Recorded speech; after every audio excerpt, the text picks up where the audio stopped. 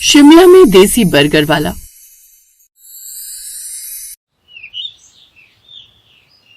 क्या कहा तूने? तू शिमला जाएगी? अरे सिर्फ मैं नहीं बल्कि 5 दोस्त शिमला चलेंगे। इसी बहाने हम सब दोस्तों का साथ में घूमना भी हो जाएगा। यार आइडिया तो अच्छा है। वैसे भी कॉलेज के एग्जाम खत्म हो गए और हमें भी तो ब्रेक ले लेना चाहिए। और वैसे भी चंडीगढ़ से शिमला है ही कितनी दूर। ठीक है तो फिर तय रहा, फ्राइडे ही हम सब शिमला के लिए निकल रहे हैं। मैं हम 5 की बस की टिकट बुक करवा लेती हूँ। अरे तेरा दिमाग खराब हो गया। ट्रिप पर जाने की बात भी कर रही है और कह रही है कि बस में चलेंगे। हम कार से चलेंगे यार। अंकित बिल्कुल ठीक कह रहा है। मैं अपने भाई की गाड़ी ले चलूंगा। अरे आराम से घूमते हुए खाते पीते चलेंगे शिमला। 5 दोस्त शिमला जाने का प्लान बना लेते हैं और शुक्रवार के दिन वो सभी शिमला की ओर निकल पड़ते हैं। 5 घंटे के सफर के बाद धीरे धीरे शिमला की ठंडी हवाएं उनके चेहरे को छूने लगी और पहाड़ों की खूबसूरती उनके दिल में उतरने लगी। साथ ही चारों तरफ बर्फ से ढके हुए पहाड़ भी थे और उसी भीड़ के बीच एक छोटा सा ठेला जिस पर बड़े प्यार से लिखा था, राजा देसी बर्गर वाला, एक बार खाओगे दिल से याद करोगे। लोग उसके इस ठेले पर लिखी बात को पढ़कर मुस्कुराते भी। कुछ ग्राहक ठेले को इग्नोर करते हुए मैकडी में चले जाते, तो कुछ जिनके जेब का बजट कुछ ज्यादा नहीं था वो उसके ठेले पर ही बर्गर खाने आ जाते, क्योंकि 20 रुपए का बर्गर उन्हें कहीं और कहाँ मिलता। उस रोज वो काफी थक गए थे, इसलिए खाना खाकर शाम को जल्दी ही सो गए। फिर अगली सुबह शिमला में हल्की हल्की बर्फ गिर रही थी। राजा अपना ठेला लेकर काम पर जाने की तैयारी कर रहा था। लगाई दो पार हमरी नैया, अरे और खवैया। राजा को इतनी सुबह तैयार होता देख उसकी माँ बोली, राजा आज बाहर ठंड है, बर्फबारी भी हो रही है, ऐसे में तू आज कहाँ अपना बर्गर बेचेगा? ऐसा कर आज तू रहने दे, वैसे भी कौन सी बड़ी कमाई हो जाएगी। लोग तो बड़े बड़े रेस्टोरेंट में जाते हैं, तेरे ठेले पर कौन आएगा? माँ, बड़े रेस्टोरेंट में बैठकर खाने में उनको मजा आता होगा, लेकिन जो स्वाद मेरी सस्ते बर्गर में होता है ना, वो उन महंगे रेस्टोरेंट में नहीं होता। अच्छा अब मैं चलता हूँ। और सुनो माँ, तुम भी अपना ध्यान रखना, दवाई समय पर खा लेना। हाँ हाँ खा लूंगी, और तूने करनी तो अपने मन की है ना। ठीक है जा, लेकिन सुन ध्यान से जाइयो। बाहर हल्की हल्की बर्फबारी हो रही थी। राज गुनगुनाता हुआ अपना ठेला लेकर निकल पड़ा और कुछ देर बाद मॉल रोड पहुंच गया। फिर कुछ देर बाद मॉल रोड पर भीड़ लगने लगी। कुछ कॉलेज के लड़के लड़कियां उसके पास आकर बर्गर खाने लगे। उधर 5 दोस्त भी शिमला की सैर पर निकल पड़े। कुछ देर बाद, अरे वो देखो बर्गर, चलो यार बर्गर खाते हैं। वैसे भी इस मौसम में गर्मा गर्म बर्गर खाने का एक अलग ही मजा होगा। तुझे ठेला ही मिला क्या बर्गर खाने को? चल तुझे बर्गर खाना ही है तो मैं तुझे मैकडॉनल्ड का बर्गर खिलाती हूँ। अरे राजा भाई, ये देसी बर्गर क्या होता है? इसमें गोभी डालते हो क्या? नहीं साहब, इसमें डालता हूँ मैं देसी टिक्की और घर की बनी चटनी। लेकिन हाँ, एक बात का वादा करता हूँ कि होगा ये आपके उस मैकडी के स्वाद से बेहतर। बोलो बना दूं या नहीं? मैकडी से भी ज्यादा टेस्टी। अरे चलो ट्राई करते हैं, वैसे भी 20 रुपए का ही तो है। क्या यार अंजलि, तू भी कहाँ इस ठेले वाले की बातों में आ रही है? फिर राजा ने मक्खन में बन सेका, उसमें गर्मा गर्म आलू टिक्की रखी। लीजिए मैडम, शिमला का असली स्वाद, अगर पसंद ना आए तो कहना। रिया ने अकड़ते हुए उससे वो बर्गर लिया। फिर जैसे ही उसने एक बाइट ली तो वो चौंक गई। अरे ये तो सचमुच में बड़ा ही टेस्टी है, उस मैकडी के बर्गर से भी। फिर दोस्तों ने भी खाना शुरू कर दिया। सबको राजा के हाथ का बना वो बर्गर बड़ा पसंद आया। धीरे धीरे उसके पास भीड़ और भी बढ़ती गई और कुछ ही देर में उसका सारा स्टॉक खत्म हो गया। वाह भाई राजा, तुमने तो कमाल कर दिया। अब राजा और उनकी दोस्ती हो गई। राजा ने उन्हें शिमला में घूमने की कई जगहें भी बताई। फिर 2 दिन बाद उसके ठीक सामने एक अमेरिकन बर्गर कैफे खुला, जिसमें चमकती लाइटें, एसी हॉल, अंग्रेजी गाने, जिसमें एक बर्गर की कीमत थी 200 रुपए। रॉकी सूट बूट पहने राजा के पास आया। देखो भाई, ये ठेला हटाओ, हमारे जैसे बड़े ब्रांड के सामने तुम टिक नहीं पाओगे। साहब मैं कोई ब्रांड तो हूँ नहीं, लेकिन मुझे पूरा भरोसा है अपने देसी बर्गर पर। फिर रॉकी हंसते हुए चला गया। फिर अगले दिन तेज बारिश होने लगी। अचानक से सड़कें खाली हो गई। राजा का ठेला भी भीग रहा था। उस रोज कोई सैलानी उसके पास नहीं आया। जो भी आ रहे थे वो बारिश के चक्कर में उस अमेरिकन कैफे में चले जा रहे थे। अपने होटल के कमरे की गैलरी में खड़ी रिया ये सब देख रही थी। साथ ही उसे राजा का वो मासूम चेहरा भी बार बार याद आ रहा था। उस रोज उसकी बिल्कुल भी कमाई नहीं हुई। अंदर रेस्टोरेंट में खड़ा रॉकी जैसे उस पर हंस रहा हो। उसी समय बुजुर्ग व्यक्ति के पास आए। बेटा सुना है यहाँ देसी बर्गर मिलता है? जी बाबूजी, अभी बनाता हूँ। फिर जैसे उस बूढ़े आदमी ने बर्गर खाया तो उनकी आंखों में आंसू आ गए। क्या हुआ बाबूजी? इसमें बिल्कुल मेरी पत्नी की बनाई हुई बर्गर जैसा स्वाद है। वो भी ऐसे ही चटनी बनाती थी, ऐसा ही देसी बर्गर। फिर राजा की आंखें भी नम हो गई। उस दिन राजा ने समझा कि उसका बर्गर सिर्फ खाना नहीं बल्कि यादों का स्वाद बन गया था। तभी उस अमेरिकन कैफे से कुछ ग्राहक चिल्लाते हुए बाहर आए। जी, ये भी कोई स्वाद है? कितना बेकार स्वाद है इस 200 वाले बर्गर में। तुमसे अच्छा बर्गर तो सामने वाला वो राजा बनाता है। क्या स्वाद होता है उसका, वो भी बस 20 रुपए में। अब उस कैफे से निकलकर सभी ग्राहक उसके ठेले के पास खड़े हुए।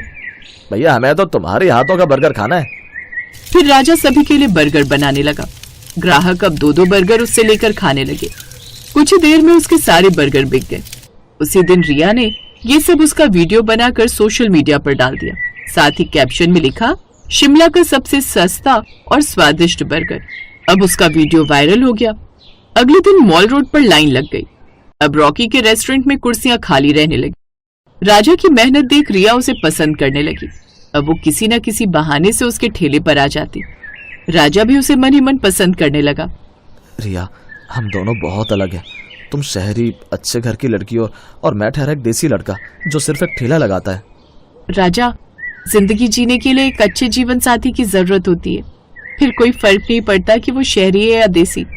अब अगले दिन शिमला में एक प्रतियोगिता का ऐलान हुआ, बेस्ट बर्गर प्रतियोगिता, जहां और भी आसपास के शहरों से कई बड़े बड़े बर्गर वाले आए हुए थे। कुछ तो राजा को देखकर उसका मजाक भी उड़ा रहे थे। अरे ठेले वाला क्या ही जीतेगा। मुझे बहुत घबराहट हो रही है रिया।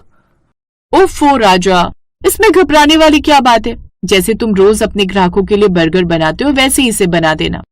फिर जजेस ने पहले रॉकी का बर्गर चखा जो कि चीज से भरा विदेशी सॉस का बना हुआ था। फिर राजा का नंबर आया। उसने अपना वही देसी बर्गर बनाकर उन्हें चखा दिया। फिर जज ने एक बाइट ली और कुछ देर चुप रहे। वाह, लाजवाब। इस बर्गर में मेहनत का स्वाद है। ऐसा स्वाद मैंने आज तक नहीं चखा। इसलिए 5 लाख का इनाम, साथ ही शिमला के सबसे बड़े 5 स्टार होटल में तुम्हें बर्गर बनाकर बेचने के लिए रेस्टोरेंट खुलवाया जाएगा। मैं गलत था। तुम्हारा स्वाद और मेहनत सच्ची है। फिर रिया ने राजा को गले से लगा लिया। सपनों को सच करने के लिए बड़े बड़े पैसे नहीं, बड़ा हौसला चाहिए, क्योंकि नाम से नहीं बल्कि काम से पहचान बनती है।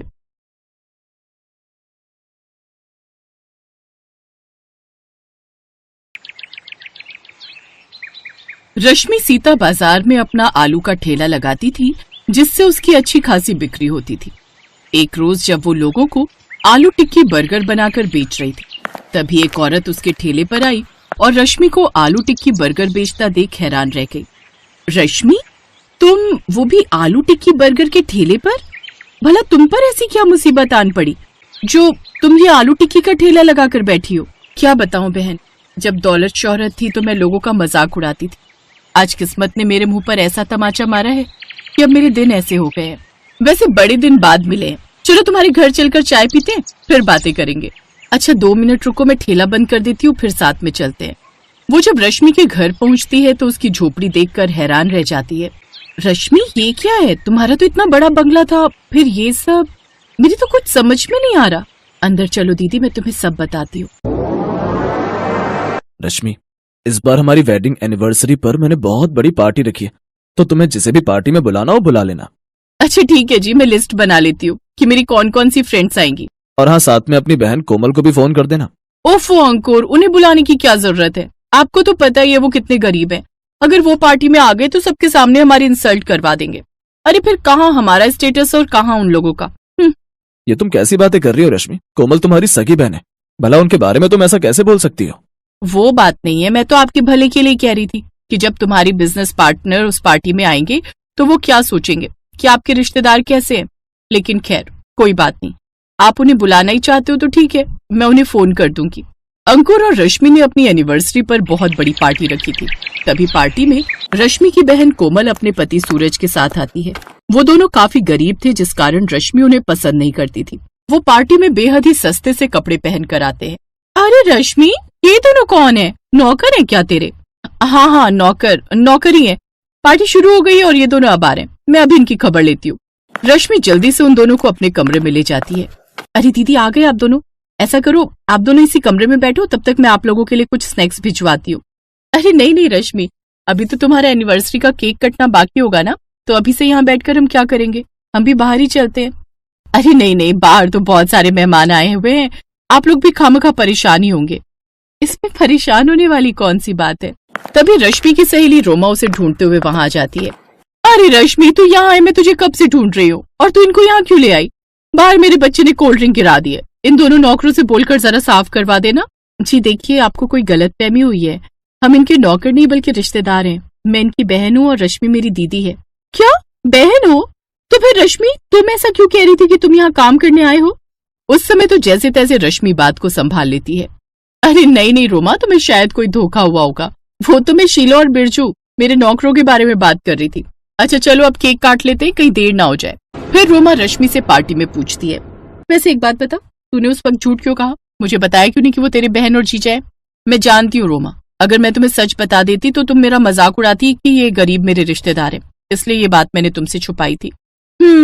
ठीक भी है, वैसे इन गरीबों को तुम्हें पार्टी में इनवाइट नहीं करना चाहिए था, और अगर सबको पता चल गया कि ये तुम्हारी बहन और जीजा जी हैं तो तुम्हारी सच में बहुत इंसल्ट होगी। सच कहूँ, इनसे अच्छे कपड़े तो तुम्हारे घर के नौकर पहनते हैं। क्या करूँ यार, मैं तो खुद इनको नहीं बुलाना चाहती थी, वो तो अंकुर की वजह से मुझे इनको बुलाना पड़ा। उन दोनों की ये सारी बातें कोमल सुन लेती है और वो सब सुनकर कोमल को बड़ी ठेस पहुंचती है। वो जल्दी से अपने पति के पास जाती है और कहती है, चलिए जी अब घर चलते हैं। लेकिन अभी हम कुछ देर पहले तो आए थे, फिर तुम्हें अभी क्यों जाना है? बस आप चलिए, मेरा अब यहाँ रुकने का मन नहीं है। किसी ने तुमसे कुछ कहा क्या कोमल? कुछ नहीं जी, बस यूं समझ लीजिए, जब लोगों के पास पैसा आ जाता है ना तो उनका दिमाग चढ़ जाता है। अमीर लोगों के यहाँ गरीबों की कोई इज्जत नहीं होती। ओह तो ये बात है, ठीक है कोमल, चलो चलते हैं। वो दोनों बीच पार्टी से चले जाते हैं, लेकिन रश्मि को इन सब से कोई फर्क नहीं पड़ता। वो तो बस अपनी अमीर सहेलियों के साथ पार्टी एंजॉय करती है। ऐसे ही कुछ दिन बीतते हैं। अब धीरे धीरे अंकुर को बिजनेस में घाटा होने लगता है। अपनी कंपनी को फिर से उठाने के लिए वो कई बैंकों से लोन ले लेता है, लेकिन उन सब के बावजूद भी वो अपनी कंपनी बचा नहीं पाता। पता नहीं कोमल क्या हो रहा है, कई महीनों से मुझे कोई नया टेंडर नहीं मिल रहा, ऊपर से बिजनेस में भी खूब घाटा हो रहा है, ऊपर से मेरे ऊपर इतना सारा लोन है कि उसे चुकाने के लिए मुझे अपनी कंपनी और ये घर बेचना पड़ेगा। कंपनी को बेचकर भी मेरा लोन पूरा नहीं हो पा रहा, इसीलिए कोर्ट ने इस घर को बेचकर लोन पूरा करने का फैसला किया है। हम बर्बाद हो गए रश्मि, हम सच में बर्बाद हो गए। मैंने बहुत सारे गरीबों का हक मारा है, शायद इसीलिए मेरे साथ ऐसा हुआ है। पिताजी सही कहते थे, जब भी कोई काम करना पूरी ईमानदारी के साथ करना। अगर मैंने उनकी बात मानी होती तो आज मेरे साथ ऐसा कुछ नहीं होता।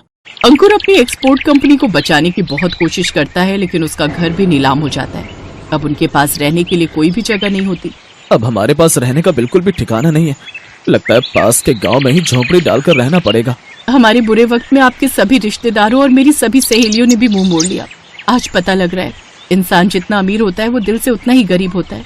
मैंने अपनी बहन की गरीबी का बहुत मजाक उड़ाया था, शायद इसीलिए आज हमें ये दिन देखने पड़ रहे हैं। अब वो लोग गांव में एक झोपड़ी डालकर रहने लगते हैं। राजेश उसी गांव में दिहाड़ी मजदूरी करके अपना घर चलाता है, लेकिन कुछ समय बाद उसकी तबीयत खराब होने लगती है, जिससे वो अब घर में ही रहने लगता है। थोड़ी बहुत जो बचत थी उससे उसकी दवाइयां आ गई। आप आराम करिए जी, मैं लाला से कुछ राशन उधार लेकर आती हूँ। लेकिन उसके पास तो पहले से इतना उधार चल रहा है, फिर और उधार देगा क्या वो? पता नहीं, लेकिन एक बार कोशिश तो कर ही सकती हूँ। रश्मि लाला की दुकान पर जाती है, जहाँ लाला उससे कहता है, देखो तुम्हें कुछ भी चाहिए तो पैसे लेकर आओ, मेरे पास तुम जैसे लोगों के लिए उधार में देने के लिए कुछ नहीं है, चलो अब निकलो यहाँ से। वो लाला उसे दुत्कारते हुए वहां से भगा देता है, जिससे रश्मि को बहुत बुरा लगता है। अब समझ आ रहा है, बिना पैसे के इंसान की कोई इज्जत नहीं है।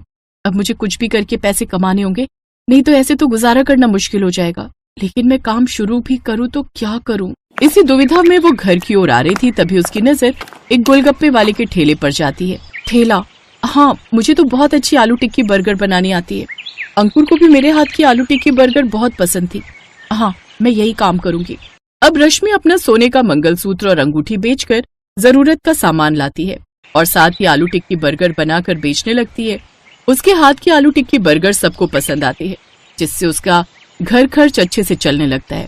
धीरे धीरे अंकुर भी ठीक हो जाता है और अब वो भी रश्मि के साथ ठेले पर काम करने लगता है। इसी तरह अब वो हर दिन ठेले पर बर्गर बनाकर बेचते। उस रोज कोमल उसके ठेले पर आई, फिर उसके साथ उसके घर। अपनी बहन की आपबीती सुनकर कोमल को बड़ा दुख हुआ। तुम चिंता मत करो, मैंने और सूरज जी ने मिलकर कुछ पैसे जमा किए थे, जिससे हमने शहर में एक दुकान खोली थी। ऊपर वाले की दया से हमारा काम काफी अच्छा चल पड़ा है और हमने खुद की फैक्ट्री भी खोल ली है। अब आप और जीजा जी हमारे साथ शहर ही चलिए और वहीं हमारे साथ रहिए और काम कीजिए। अब रश्मि को अपने किए पर बहुत शर्मिंदगी थी। अब वो रश्मि के साथ उसी के घर में खुशी खुशी रहने लगी।